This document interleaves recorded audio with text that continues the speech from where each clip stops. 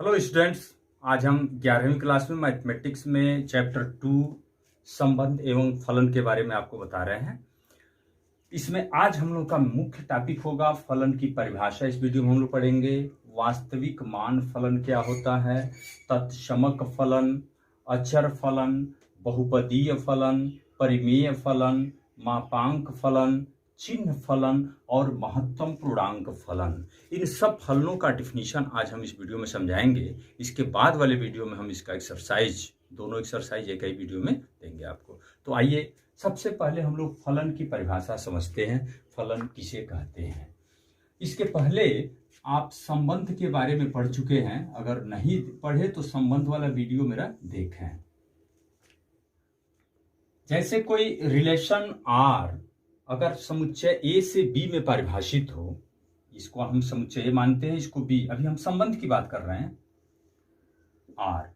तो यहां जैसे आपको बताया गया था एक्स वाई जेड, कोई 3 एलिमेंट ए में हैं, 1 2 3 4। तो अगर एक्स 1 से रिलेटिव है, वाई 2 से रिलेटिव है, जेड 4 से रिलेटिव है, तो इतनी बात तो हम लोग पढ़ चुके थे कि इस समुच्चय ए को, इस संबंध आर का प्रांत कहते हैं।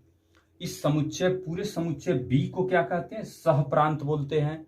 और 1 2 4 जो एलिमेंट इसमें संबंधित हैं उन्हें हम बोलते हैं कि इस संबंध आर का परिसर है। अब यहां पर जैसे सपोज दैट यहां W, X Y Z W.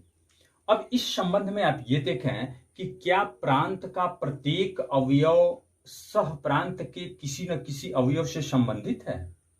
जैसा कि यहाँ डब्ल्यू जो मिल रहा है इसमें किसी से रिलेशन नहीं है, वो तो आप बनाना तो होगा, लेकिन अगर इतना ही दिया हो तो ऐसा कोई संबंध हो कि इसके प्रांत का प्रत्येक अवयव सह प्रांत के किसी न किसी अवयव से संबंधित हो। पहला इसमें हम कुछ शर्त लगा रहे हैं, प्रत्येक अवयव सह प्रांत के किसी न किसी अवयव से संबंधित हो। और दूसरा संबंध ये है, दूसरा शर्त ये है कि सह प्रांत का अवयव प्रांत के किसी एक ही अवयव से संबंधित हो। या फिर ऐसे बोल सकते हैं कि प्रांत का प्रत्येक अवयव सह प्रांत के अद्वितीय अवयव से संबंधित हो। जैसे ध्यान दीजिए, अगर सपोज दैट जेड 3 से रिलेटिव होता तो हम क्या कहते? जेड 2 अवयवों से संबंधित है, ये शर्त नहीं। अद्वितीय अवयव मीन्स एक अवयव एक ही से संबंधित हो। डब्ल्यू 4 से है तो यहां क्या है? जेड एक ही 4 से संबंधित है और डब्ल्यू भी अकेले 4 से संबंधित है, ये अद्वितीय है। प्रत्येक अवयव, तो कोई ऐसा संबंध जिसके द्वारा प्रांत का प्रत्येक अवयव सह प्रांत के किसी न किसी अवयव से अवश्य संबंधित हो, तो ऐसे संबंध को ही हम अब यहां नया नाम देंगे फलन। तो ये जो आपके सामने एग्जांपल दिया गया है ये एक फंक्शन है। ये क्या है? फंक्शन है। अगर ये नहीं होता, ध्यान दीजिए, अब ये फंक्शन नहीं है। क्यों? कारण क्या है? क्योंकि इसमें W ऐसा एलिमेंट है जो किसी से नहीं संबंधित है, इसका प्रत्येक अवयव संबंधित होना चाहिए। इसमें ये कोई आवश्यक नहीं कि इसका प्रत्येक अवयव संबंधित हो। इसमें 3 खाली हो सकता है या किसी न किसी से रिलेशन बन भी सकता है, उसमें कोई प्रतिबंध नहीं होगा। अब इस R को हम f से नोट कर लेंगे, फंक्शन हो गया। इस R को फंक्शन से नोट करेंगे। और भी संकेतन यहां समझें, इस f को, जैसे R भी क्रमित युग्मों का समुच्चय था, तो f को हम ऐसे नोट करेंगे x1, फिर y2, फिर z4। फिलहाल इसको फलन होने के लिए तो w हटाना ही पड़ेगा, नहीं तो w का रिलेशन बनाना पड़ेगा। ये क्या है? फंक्शन है। इसको हम कई तरह से बोलते हैं, ध्यान दीजिए। यक्ष का यफ प्रतिबिंब 1 है। क्या बोलेंगे? यक्ष का यफ प्रतिबिंब क्या है? 1 है। ठीक इसी प्रकार y का यफ प्रतिबिंब 2, z का यफ प्रतिबिंब 4। और इसको कई तरह से नोट करेंगे, F x equal 1, F y equal 2, F Z equal 4 ऐसे, और एक क्रमित युग्म के रूप में दिखा सकते हैं और ऐसे भी दिखाएंगे। इसे हम क्या बोलेंगे, जब उल्टा बोलना हो, जैसे यक्ष का यफ प्रतिबिंब 1 है तो 1 का यक्ष क्या है, यहां यफ प्रतिबिंब, तो उसको बोलेंगे पूर्व प्रतिबिंब। इसका 1 का पूर्व प्रतिबिंब क्या है, यक्ष है। वैसे 2 का पूर्व प्रतिबिंब y है, 4 का पूर्व प्रतिबिंब z है। तो ये संकेतन होगा और इसको नोट करेंगे F such that a to b। तो अब इस प्रकार हम फलन का डिफिनीशन देना चाहते हैं तो आप ऐसे लिख सकते हैं,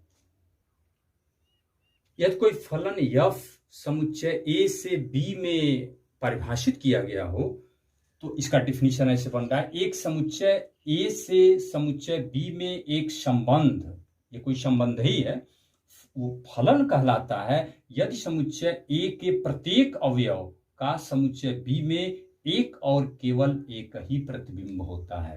अर्थात a का प्रत्येक अवयव, अभी बताया आपको हम, इसमें प्रत्येक अवयव कहीं न कहीं संबंधित होना चाहिए, इसमें कोई खाली नहीं रहना चाहिए, इसमें किसी भी तरह से इसमें अधिक भी हो सकता है। अब इस संबंध को, इस फलन को हम एक और उदाहरण के द्वारा और अच्छी तरह से समझ लेते हैं। जैसे एक एग्जाम्पल आपको हम यहाँ दे रहे हैं कि ये कोई फलन ऐसे दिया गया हो, या पहले कोई रिलेशन की बात करते हैं। एक रिलेशन ऐसे दिया गया है x y such that y equal to x and x y element of N. एक नेचुरल नंबर में एक रिलेशन ये डिफाइन किया गया है, जैसे रिलेशन तो पीछे पड़ेगा, इसको हमें ये वेरीफाई करना है, चेक करना है कि ये फलन है या नहीं है। तो चलिए इसका हम क्रमित युग्म बनाते हैं। नेचुरल नंबर तो 1 से लेकर अनंत तक होते हैं, तो यक्स इक्वल 1 होगा तो वाई क्या होगा, यहां से 2। अगर 2 है तो ये 2 दूनी 4 होगा, 3 है तो 6 होगा, 4 8 होगा। ऐसे आप क्रमित युग्मों का समुच्चय बना सकते हैं। अगर इसको आप इस तरह से शो करें n से n में, जैसा कि n में परिभाषित 1 2 3 4 5 अनंत तक, 1 2 3 4 5 6 अनंत तक। 1 किससे रिलेटिव है, यहाँ देखिए 1 2 से, 2 4 से, यहाँ देख सकते हैं 3 6 से। ऐसे अब आप देखिए क्या इसका प्रत्येक अवयव किसी न किसी से संबंधित होगा कि नहीं होगा, 1 2, इसमें कोई खाली है क्या, कोई नहीं। और किसी एक ही अवयव, कोई ऐसा नहीं है 2 यहाँ किसी और से संबंधित हो रहा है, इस तरह का कहीं मिलेगा, नहीं मिलेगा। ये शर्त है, ये प्रतिबंधित है कि एक ही अवयव का 2 प्रतिबिंब नहीं हो।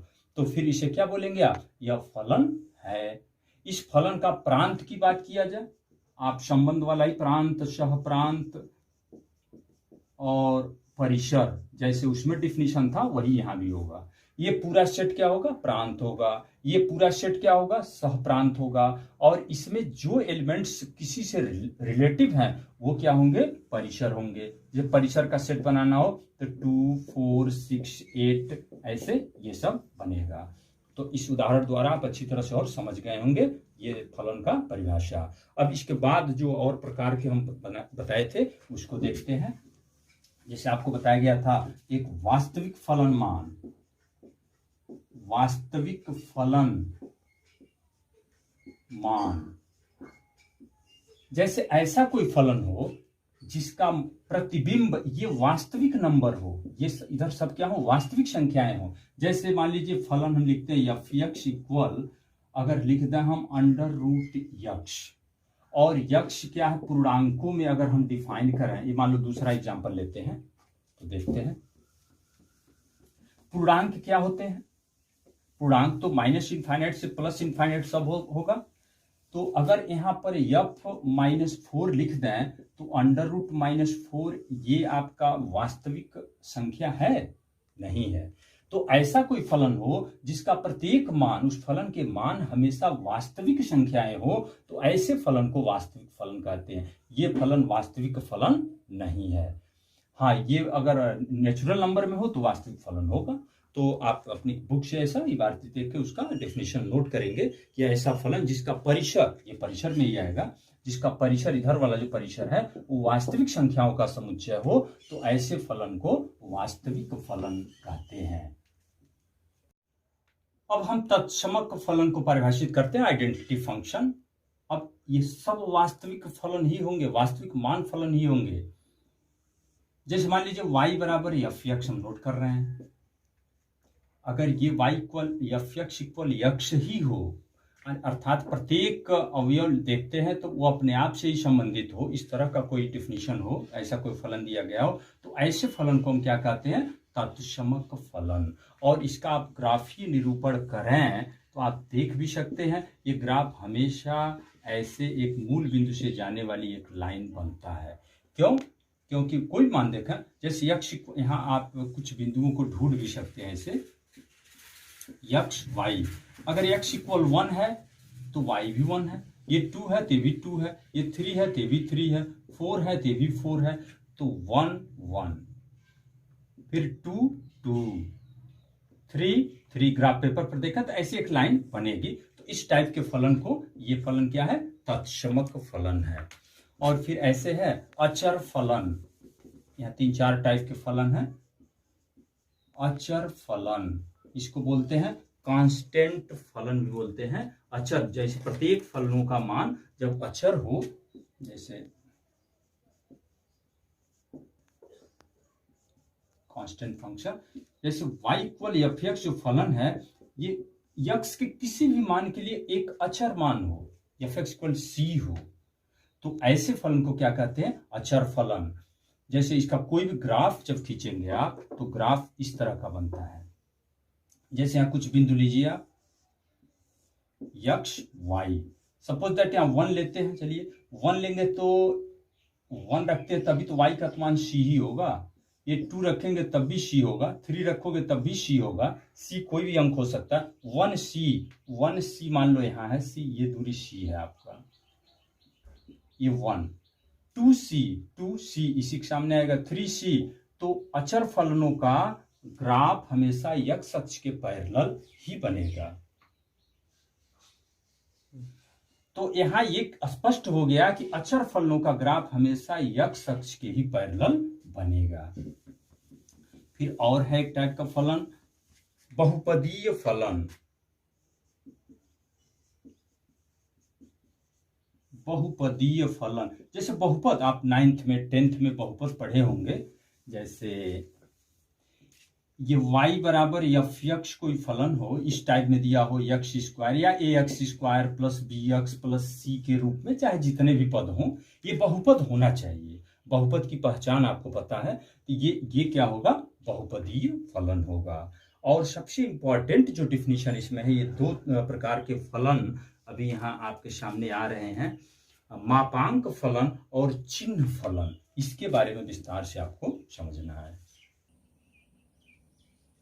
अब हम मापांक फलन के बारे में आपको बताते हैं। जैसे सपोज दैट एफ कोई फंक्शन है, रियल नंबर है, वास्तविक फलन तो होना ही चाहिए। हम जो भी डिफिनेशन बता रहे हैं वो सब वास्तविक फलनों के बारे में बता रहे हैं कि ये एफ एक्स बराबर ऐसे लिखा हो मॉड एक्स, इसे मॉडुलस फंक्शन कहते हैं, मापांक फलन। यानी एक्स चाहे पॉजिटिव हो या निगेटिव हो, हर दशा में उसका मान क्या होगा, पॉजिटिव ही होगा। तो अगर इसका ग्राफ खींचना हो तो थोड़ा एक काम करते हैं, हम देखते हैं, इसका कुछ मान यहां निकाल रहे हैं, एक्स वाई, कुछ पॉजिटिव कुछ निगेटिव। चलिए 0 1 2 -1 -2, आप चाहे तो और भी देख सकते हैं। चलिए -2 रखते हैं तो मॉड -2 क्या होगा, 2 ही होगा। मॉड -1 क्या होगा, 1 ही होगा। यहाँ 0 है 0, 1 है तो 1, 2 है 2। ये कहां से लिखा जा रहा है, y मीन्स ये है y बराबर एफ एक्स, जैसे x वो यहाँ मॉड -2 2, तो चलो -2 2, तो इसमें अगर ऐसी, हालांकि ग्राफ पेपर पे बनाएंगे, -2 2 कहीं यहाँ बिंदु होगा, -1 1 -1 1 0 0 1 1 1 1 2 2 2 2। तो जैसे पहले जो बिंदु मिला ये और फिर ऐसे, तो मापांक फलनों का ग्राफ ऐसे बनता है। तो ये स्पष्ट हो गया मापांक फलन। ऐसे होता है चिन्ह फलन। चिन्ह फलन क्या है?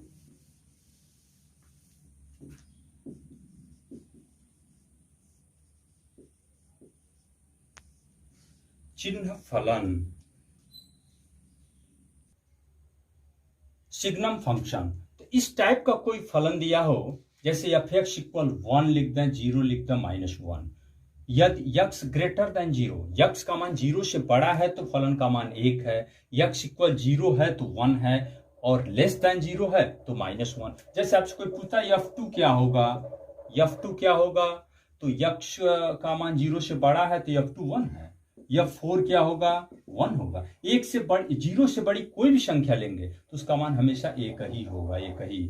0 पर 0 होगा और लेस देन 0 पर -1 होगा। तो इस टाइप के फलन को चिन्ह फलन कहते हैं। अगर इसका ग्राफीय निरूपण हम बनाते हैं तो आप इसी में देख सकते हैं, 1 2 3, ये तो 0 है आपका, फिर -1 -2 -3। देखें 0 से बड़ी संख्या, जब यक्स की वैल्यू 0 से बड़ा है तो फलन एफ एक्स क्या है, 1, लेकिन 0 पर 1 नहीं है, ये 1 है, 0 पर नहीं है, तो यहाँ खाली गोला बनाएंगे और यहाँ से लाइनिंग ऐसे खींचेंगे। क्यों? क्योंकि 1 पर भी 1 ही है, 2 पर भी 1 ही है, 3 पर भी 1 है, ऐसे। और 0 पर क्या है, 0 पर 0 है, इसको डार्क लाइन बनाएंगे, 0 पर 0। और 0 से छोटे पर क्या है, 0 से छोटा जब है तो मान क्या, -1 है। जैसे इधर कोई मान है तो इसका मान -1 होगा, तो इसके सामने होगा, लेकिन यहाँ खाली होगा, ये खाली, ये तो O बिंदु है, और इधर आएगा ऐसे, ये सभी मान ये खाली होगा, मतलब ये मान यहाँ नहीं है, इस टाइप में। तो चिन्ह फलन का ग्राफीय निरूपण ऐसे होगा।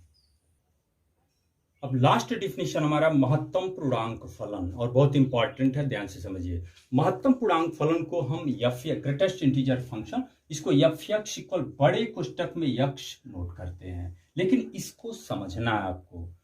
जैसे कोष्टक में यक्ष का मतलब क्या है, यक्ष से कम या यक्ष के बराबर महत्तम पूर्णांक फलन, यक्ष से कम या यक्ष के बराबर तक जितने पूर्णांक होंगे उसमें जो सबसे बड़ा मान होगा वो होगा। जैसे सपोज दैट हम बात करें 2.1, इस तरह से कोष्टक में 2.1, मतलब f 2.1 का मान है, f 2.1 निकालना है तो आप थोड़ा संख्या रेखा पर देखिए, 1 2 3 4 -1 -2 -3।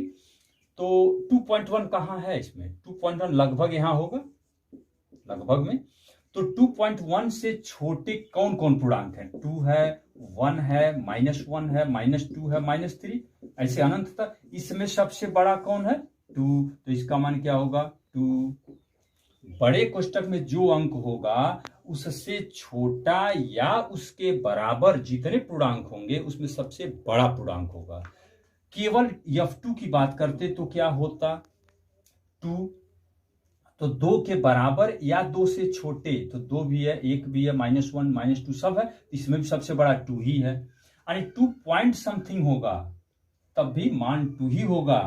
अब ये 1.9 रहे तब क्या होगा, f 1.9 मीन्स ऐसे, तो 1.9 यहाँ होगा, 1.9 यहाँ होगा, तो 1.9 से छोटे कौन कौन पूर्णांक हैं, 1 है, देखिए इससे छोटा 2 नहीं है, 1 है, -1 है, ये है, इसमें सबसे बड़ा अंक 1 है, इसका मान क्या होगा, 1 होगा। तो आप समझ चुके होंगे महत्तम पूर्णांक फलन क्या है। महत्तम पूर्णांक फलन को ऐसे बड़े कोष्टक में यक्ष लिखते हैं और इसका मान क्या है, यक्ष से कम या यक्ष के बराबर महत्तम पूर्णांक।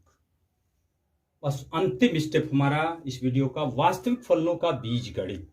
बस 2 फलन का योग है, तो इसको आप जैसे f प्लस जी अक्ष है तो एफ एक्स प्लस जी अक्ष नोट करेंगे, f माइनस जी अक्ष है तो एफ एक्स माइनस जी अक्ष होगा, f इंटू जी अक्ष है तो एफ एक्स इंटू जी अक्ष, ध्यान दीजिए, f बटे जी अक्ष है तो एफ एक्स बटे जी अक्ष हम लिखेंगे ऐसे।